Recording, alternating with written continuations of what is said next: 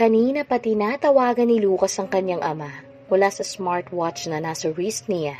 Ngunit hanggang ngayon, ayaw pa rin itong sumagot. Labis na siyang nag-aalala. Pakiramdam niya may nangyayaring kung ano at ayaw nitong ipaalam sa kanya. Paikot-ikot tuloy siya sa loob ng kwartong inuukupahan nila. Nasa isang mumurahing motel kasi sila ngayon. Dito sa Maynila. Ito lang kasi ang kwartong afford ng dala niyang pera. Ayaw kasi muna niyang gumamit ng credit card o kaya mag-withdraw para hindi sila matrace ni Numan kung saan sila naroroon. Kailangan nila mag-ingat dahil sa ngayon, hindi na niya alam kung sino-sino pa ang kanilang kalaban. Nagring ang cellphone niya na nakasuksok sa blusang suot niyang pantalon. Isa sa mga tauhan niyang tumatawag sa kanya. "Boss, narito ako sa location ng target. Nag-alsabalutan yung kinakasama niya. Aalamin ko pa kung bakit. Pero nagwawala si target paglabas niya ng bahay. Susundan ko siya. Ipaalam mo sa akin ang lahat ng galaw niya at kung sino-sino mang kinakatagpo niya, okay?" Aniya sa tumawag sa kanya. Pinamamanmanan niya si Leon habang isa pa sa mga tauhan niya, si Sarah naman ang pinababantayan niya. Alam niya kung anong tumatakbo ngayon sa utak ni Sarah. Tiyak niya makikipag-ugnayan niyon ngayon kay Leon at isisiwalat nito ang tungkol kay Savannah. Ngunit bago pa mangyari ang pinaplano ng mga ito, kailangan na niyang mauna. Napaatras sa paghakbang si Brianna na makita sa hallway ng motel sina Sarah. Kasama isang lalaking ilang beses na rin niyang nakita. Napaismit siya. Nakikipaglandian ito kay Leon habang may iba pa itong lalaking kinakasama. Talaga nga palang ubod ng kate ang babaeng to. Mas lalo lamang nagpupuyos ang kalooban niya. Nakita niyang lumabas ang mga ito ng motel. Nagmamadali niyang sunundan ng mga ito. Nang sumakay na ang mga ito sa taxi, tumawag rin siya ng taxi para sundan ang mga ito. Ewan ba niya kung bakit pakiramdam niya? Napakaraming lihim na itinatago ng babaeng yun. At kailangan niya madiskubre ang lahat ng yun. Baka nga ang mga ito rin na makatulong sa kanya sa malaking problemang kinakaharap niya kay Leon. Huminto ang taxi na sinasakyan ng mga ito sa tapat ng isang maliit na coffee shop. Pinahinto rin niya ang taxi niya doon at maingat na sinundan niya ang mga ito. Natigilan siya ng pagpasok sa loob, makita niya si Leon, kausap ang isang babaeng kamukhang kamukha rin ni Sarah. Pinaglipat-lipat niya ang tingin sa Sarah na kausap ni Leon at sa babaeng kasama ng isang lalaki na nagmamanman sa mga ito sa isang sulok. Bakit kailangan ng mga itong pagtaguan niyon? May nangyayari ba na hindi niya alam? At bakit dalawa si Sarah? May kakambal ba ito? Shock siya, ngunit nagmamadali siyang umalis sa lugar na iyon. Dahil pakiramdam niya hindi na siya safe. Para siyang natulala habang tumatawag muli ng taxi at nagpatid sa tinutuluyan niyang motel. Nakikipag-ugnayan si Leon kay Sarah. Hindi makapaniwalang sabi ni Savannah habang palihim na nakamasid sa dalawa. "Tayo na," bulong ni Lucas sa kanya. Nagmamadali silang lumabas palayo sa lugar na iyon. Bago pa sila makita ng dalawa, hinila siya ni Lucas at nagmamadali na silang sumakay ng taxi na tinawag nito para bumalik sa motel na tinutuluyan nila. Paniguradong isisiwalat ng babaeng yun kay Leon ang tunay kong pagkatao. Pero mabuti na rin yun. Hindi ba yun naman talagang plano natin? Ang ipaalam kay Leon na buhay ako para maipakulong siya. Aniya kay Lucas. Alam mo ba kung anong ibig sabihin na makikipagkita ni Sarah sa lalaking yun? Ibig sabihin magsasabwatan sila para mapatay ka. Anito sa kanya. Kaya nga bago nila ako mapatay, kailangan maunahan na natin sila. Sabi niya kay Lucas. Pero paano? Kung magsumbong na kaya tayo sa mga pulis? Hayaan nating ibang taong gumawa nun para sa atin. Sagot nito sa kanya. Anong ibig mong sabihin? Kaninang nasa coffee shop tayo. Napansin mo ba yung babaeng panayong sunod sa atin? Umiling siya. Sabi ko naman sa'yo, talasan mo mga mata mo at ang pakiramdam mo. Singhal nito sa kanya. Kaya ka nalalagay sa kapahamakan kasi hindi ka marunong makiramdam. Hindi ko nga napansin. Bakit sino ba ang babaeng yun? Jowa mo? Inis na sagot niya rito. Kinutasan siya nito. Savannah, hindi ito ang oras para makapaglokohan. Singhal nito sa kanya. Okay, fine. Sino nga ba yung babaeng yun? Si Brianna, yung kalaguyo ni Leon. Sabi nito sa kanya. Natigilan siya. Si Brianna makakatulong sa atin. Dahil sa ngayon, pinagbabala ka na rin siyang patayin na siraulong lalaking yun. sabi ni Lucas sa kanya. Pinagpalakan niya akong patayin para sa babaeng yun? Tapos ngayon gusto rin niyang ipapatay si Brianna? Hindi makapaniwalang sabi niya. Mamamatay tao nga siyang talaga. Ani ang parang naguguluhan. Makikipag-ugnahin tayo kay Brianna. Eh di kasabot niya ang babaeng yun para patayin ako. Kaya nga siyang higit na nakakaalam kung gaano kasama ang lalaking yun. Sagot ni Lucas sa kanya. Kinakabang isanandal niya ang kanyang ulo sa dibdib ni Lucas. Nagiging mas lalong masalimuot na ngayon ang takbo ng mga pangyayari. Akala niya dati sa pelikula lamang nangyayari mga ganito. May boyfriend siyang isang mafia. May ex siya na isang psychopath. Wow, kung ibebenta niya ang life story niya, tiyak na papatok yun sa MMK. Parang pelikula pala itong nangyayari sa atin. May mga ex tayong siraulo na ayaw tayong patahimikin. Ibenta kaya natin ang life story nating dalawa. Pabiro niyang sabi kay Lucas. Alam mo sigurado magiging blockbuster yun. Kung gagawin tong pelikula, paniguradong isa sa atin, papatayin para mas madrama.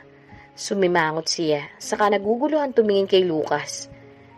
Kapag ba namatay ako, gagawa ka ulit ng ibang babaeng kamukhang kamukha ni Sarah. Kumunot ang noon nito. Halatang hindi nagustuhan ang tanong niya. Tingin mo ba kaya kita minahal dahil sa mukha mong taglay ngayon? Hindi niya alam kung inis ang nararamdaman nito habang tinititigan siya. Ilang beses ko bang sasabihin sa'yo na kung ako lang ang masusunod, mas gusto kong ibalik lang kita sa dati mong mukha. Damit, Savannah. Hanggang ngayon ba pinagdududahan mo pa rin ang nararamdaman ko para sa'yo? Palagay mo ilalagay ko ang sarili ko sa panganib kung di ako seryoso sa'yo, ha? Eh teka, bakit ba naha-high blood ka? Sabi niyang ginagap ang mga kamay nito. Kalma ka lang, okay? Naniniwala naman ako sa'yo. Nag-aalala lang ako. What if matuluyan nga ako? Hindi ko papayagang may mangyaring masama sa'yo. Giit ni Lucas sa kanya. Kahit komplikado ang lagay ng mga buhay nila, ay masaya siyang matagpuan niya ang tunay na pag-ibig sa piling ni Lucas. Hindi siya makapaniwalang may magandang nangyari sa ginawa ni Leon sa kanya. Ako rin, Lucas. Di ko papayagang may mangyaring masama sa iyo. Kaya pwede ba? Huwag kang mawawala sa paningin ko, sabi niya rito. Mamamatay ako kapag namatay ka. Napangisi ito. Ano nakakatawa sa sinabi ko? Nakangusong sita niya rito. Sa halip na sumagot, hinalikan lamang siya nito sa noo saka umayos ng upo at tumingin sa malayo na tila napakalalim ng iniisip. Isinandal niya ang kanyang ulo sa dibdib nito. Di niya na malayang nakatulog na pala siya. Alam ni Lucas na nagpaplano na sina Sarah at Leon na iligpit ang isa sa kanila ni Savannah o parehas sila. Kilala niya si Sarah. Handa nitong isakripisyo kahit ano alang-alang sa pride nito. Napaismit siya. Napakaraming panahon ang sinayang niya para sa babaeng yun na siya palang tunay na huwad. Hinaplos niya ang ulo ni Savannah at hinalikan. Ngayon lamang siya naging ganito katiyak sa nararamdaman niya para dito at hindi siya makakapayag na masaktan nito ng kahit na sino. Isusugal niya pati ang buhay niya para protektahan ang babaeng ito. Iniisip pa lamang niyang mapapahamak ito dahil sa dalawang yun, kumukulo na ang dibdib niya sa galit. Kailangan maunahan niya mga ito sa mga plano. Di siya pwedeng magpadalos-dalos. Kailangan niyang pag-isipang mabuti ang lahat ng ito.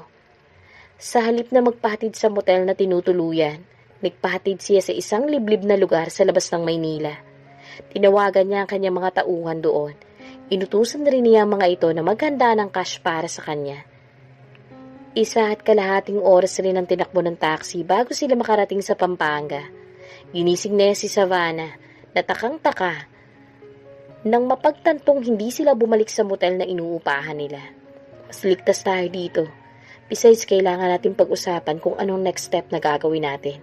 I'm sure hindi magpapahinga ang dalawang yun hanggat hindi tayo nahahanap. Paliwanag niya kay Savannah. Pwede bang bago tayo magplano ng kahit na ano, kumain muna tayo? Kanina pa kumakalamasik mura ako eh. Don't worry, nagpahanda na ako ng pagkain kay Eliza. Aniya rito. Dinaasan siya ng isang kilay ni Savannah. At sino naman si Eliza? Natatawang kinabig niya ang ulo nito. Huwag na huwag mo siyang pagsusungitan ha. Expert yun sa martial arts. Babala niya rito.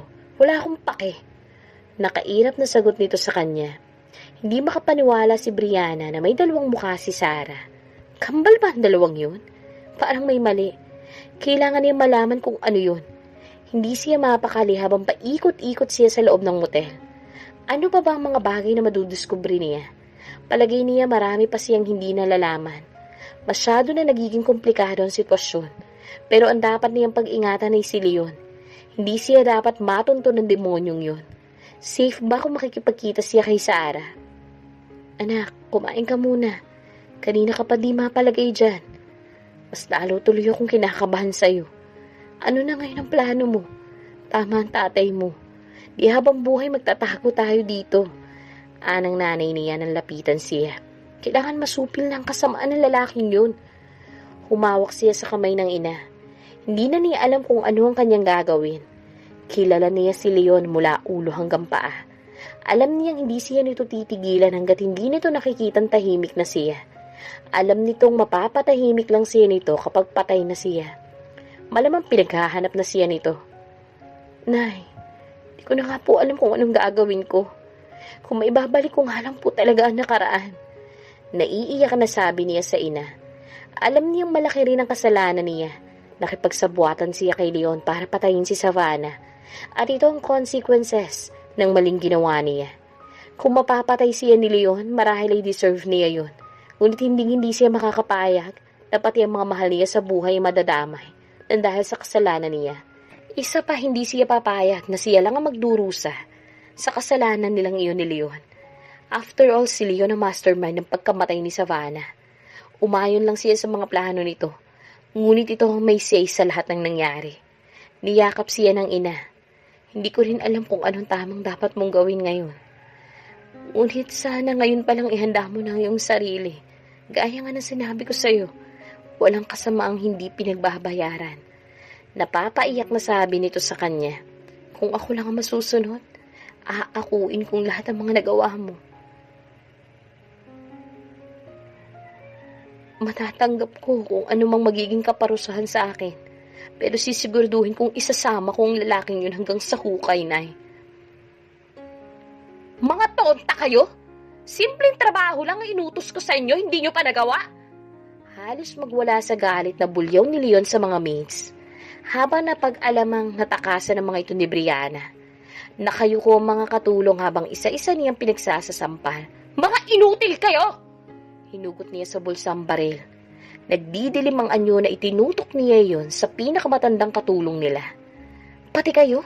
Nakipag-inuman rin? Napahikbi sa takot ang matanda. Nakikisama lang ho ako, sir. Ikinasa niya ang hawak na baril. Napasigaw ang ilan sa mga katulong sa tindi ng takot. Nakikisama? Ang sabihin mo, talagang lasinggera kang matanda ka? Kala mo hindi ko alam na ninanakawan mo ako ng alak, ha? Patawad, sir. Itinutok naman niyang baril sa patpating maid. At ikaw? Napatili ang patpating maid. Ay, Diyos ko na mahabaging kabayo ni Kakaay. Gulat na sigaw nito. Diyos ko naman, sir. Wala namang ganyanan. Nakikiusap na sabi nito sa kanya. Mas lalo niyang idiniin sa sintido nito ang hawak na baril. Ha? Walang ganyanan? Bakit? Ano bang ginagawa ko? Sir naman, napapaiyak na sabi nito. Halos mga talang buong katawan nito sa sobrang takot. Napangisi siya. Ngayon takot na takot kayo. Pero nakikipag-inuman kayo ni hindi nyo iniisip ang galit ko. Singhal niya sa mga ito. Hindi naman namin akalaing lalagyan niya ng pampatulog yung chaser na tinimpla ko, sir. Anang isa sa likuran. Nilapitan niya ito't binatukan. Iyon na nga eh. Masyado kasi kayong masisiba. Kaya kayo naiisang mga tanga kayo. Sigaw niya rito. Napapikit ang katulong. Mga inutil! Magsilayas nga kayo dito! Ayoko makita mga pagmumukha nyo! Sigaw niya sa mga ito. Sabay-sabay na nagsipulasan ng mga katulong. Galit na inihampas niya ang baril niya sa silya at lamesa. Mas lalong sumakit ang ulo niya. Nadagdagan na ngayon ang mga isipin niya. Pumasok siya sa library at nataranta siya na makitang tinangay lahat ni Brianna ang mahalagang dokumento niya. Napasigaw siya sa sobrang galit. Mapapatay talaga niya ang babaeng yun. Titiyakin niyang hindi siya nito matatakasan. Nagtatagis ang kanyang mga bagang habang iniisip ang mga sinabi sa kanya ni Sarah. Hanggang ngayon hindi pa rin siya makapaniwala sa katotohanan ng natuklasan niya. You have to die. Papatayin ko kayong lahat. Kuyom ang mga palad na sigaw niya habang nagdidilim ang anyo sa sobrang galit na nararamdaman. Hindi siya makapaniwalang napaglaruan siya ng mga ito. Hindi maipintang mukha ni Savannah habang sinusundan ng tingin ng sexy babae na naghahanda ng pagkain sa kanila. Nahuli niya ang malakit na tingin ipinukol nito kay Lucas habang nilalapag nito sa mesa ang mainit na sabaw. Kain na, sabi ni Lucas, nang mapansing nakasunod pa rin siya ng tingin sa babae. Kaya siguro dito tayo pumunta, no? Para maharot mo ang babaeng yun. Hindi maitago ang selo sa tono ng kanyang pananalita. For God's sake, Savannah, nasa peligro na nga tayo, yan pa rin ang iniisip mo. Minor de edad si Elisa, kaya pwede ba? Tigilan mo yung karumihan ng utak mo. Tila naiinis na sabi nito sa kanya. Minor de edad? Ani ang bahagyang humaba pa ang nguso. So kapag nasa tamang edad na siya, papatulan mo na siya. Ganun ba? Stop this nonsense, pwede ba? Hindi ka na nakakatuwa. Angil nito sa kanya. Halatang galit na talaga. Kumain ka na para makapagpahinga na tayo na maaga. Hindi na siya umimik, pero nagsisinter talaga ang kalooban niya. Di naman siya manhid para hindi maramdamang may kakaibang nararamdaman ng Elisa na yun kay Lucas. Pero subukan lang nitong landiin ito. Maghahalo talaga ang balat sa tinalupan. Hindi na siya basta na lamang mananahimik ngayon. Kung dati, naduduwag siyang ipaglaban ang nararamdaman niya. Ngayon hindi na. Lalaban siya kung kinakailangan. Hindi na niya papayagang maagagawan pa siyang muli. Tubig? Malambing na sabi ni Elisa nang dulutan sila nito ng tubig. Matamis ang itim pinakawalan nito nang lumingon kay Lucas. Masarap ba ang sinigang ko, Lucas? Mas masarap ang sinigang ko, sinagot niya ito. Pairap na kinuha niya rito ang hawak nitong pitsen. Ako nang bahala dito, Elisa. Pilit na pilit ang ngiting sabi niya. Kaya ko nang pagsilbihan ng aking si Lucas. Hindi ba, my love? Sabi niyang bumaling sa lalaki, saka muling tinignan si Elisa. Sige na, ako nang bahala dito. Pagtataboy niya sa dalaga. Masyado itong malaking bulas kung totoong minor de edad nga lang ito. At ang boobs, bakit parang pang 26 years old na? Ano bang pinagsisintir mo dyan? Tanong ni Lucas kay Savannah. Nang mapansin niyang tahimik na tahimik ito habang nakahiga sila, ni hindi dinadantay ang kamay sa dibdib niya, na madalas nitong ginagawa kapag magkatabi silang natutulog. Patalikod rin ito sa kanya ngayon kaya bahagya siya nitong dinukwang para masilayan ang mukha nito. Pinagsisilosan mo ba talaga si Elisa? Malambing na tanong niya rito. Hindi siya nito sinagot. Napapangising binaybay ng daliri niya ang kabuuan nito. May masisexy pa ba at gaganda sa'yo, ha, Savannah? Huwag mo kong dinadaan sa pagganyan-ganyan mo, Lucas, ha? Alam kong may something sa inyo ng babaeng yun. Bintang nito sa kanya. Ang lakas ng tawa niya. Iyon na yata ang pinaka-imposibleng paratang na narinig niya. Nababaliw ka na ba, ha, Savannah, my loves? Sabi niyang idinikit pa ang bibig sa may tenga nito. Kung may something kami na babaeng yun, palagay mo dadalhin kita dito. Sabi niyang pinadoos-dos sa mga labi sa liig nito. Bahagyang napaliyad si Savannah dahil sa kakaibang kiliting dulot na ginagawa niya. Hindi ko pagsasawa ng katawang to. Kaya pwede ba? Tigilan mo na kung ano-anong duda mo. Pagbibigay assurance niya rito habang gumagapang ang kanyang mga labi sa buong katawan nito. Mahal na mahal niya si Savannah.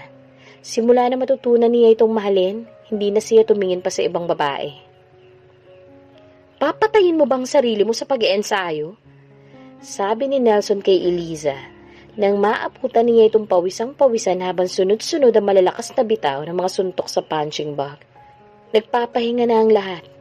Kukuha rin lang si Lucas ng ipapalit sa asawa niya, yung kamukhang-kamukha pa nito.